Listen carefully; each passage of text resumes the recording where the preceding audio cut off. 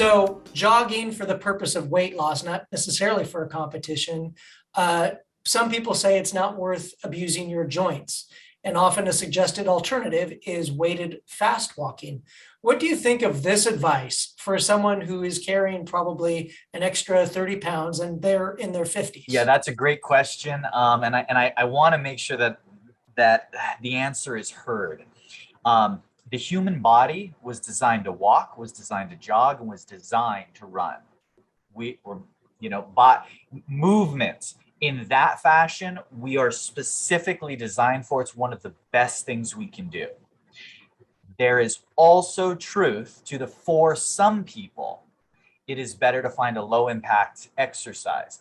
So here's really what defines that. One could be weight. So my answer to you would be, if you enjoy running, let's get you to the weight where the weight is not a prohibitive factor in your being able to start with slow jogging and then get to running.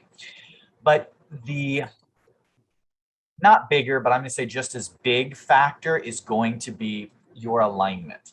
And that's probably outside the scope of what we can deal with right here and now. But from a overview standpoint, someone whose body is in good alignment, that means good muscular balance, their hips, knees, feet are aligned, centered evenly with shoulders, upright head, and there's no rotation or anatomical deviation, you're going to tolerate running really well. There comes practical thresholds where if you are overweight by X amount, yes, that's just extra weight you're carrying. And sometimes the loads can cause problems with your joints. But usually it's also related to there being some sort of muscular imbalance, which is why I tell people, if you're looking to get into running, that's a great goal.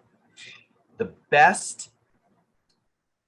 best way you can put yourself in line for that activity safely is to twofold: get your body weight to a healthy point using low impact activities, and do a balanced exercise routine that's going to encourage good muscular symmetry and alignment.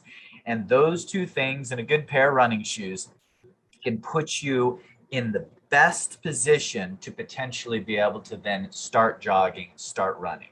Now, that said, I have lots of dear friends that do great and have transitioned from jogging to biking after a knee injury or a hip injury or some low back stuff. And for them, it's simply a better fit. And you know what? There's nothing wrong with that.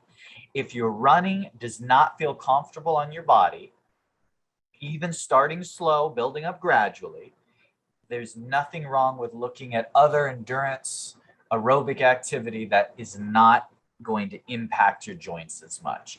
So once again, the answer is depends, but I don't like blanket statements that if you're 50 years or older, running's no good for you, because that simply is not true. Just like saying if you're 18, no matter what, running is the best exercise, because that's not true either. It really depends on the person, the individual. And I have lots of clients in their 60s, 70s, and even 80s who are jogging, if you can believe that. I've seen it. So each person has to be individually evaluated, but I love running as a sport. You just got to get your body worked up to it.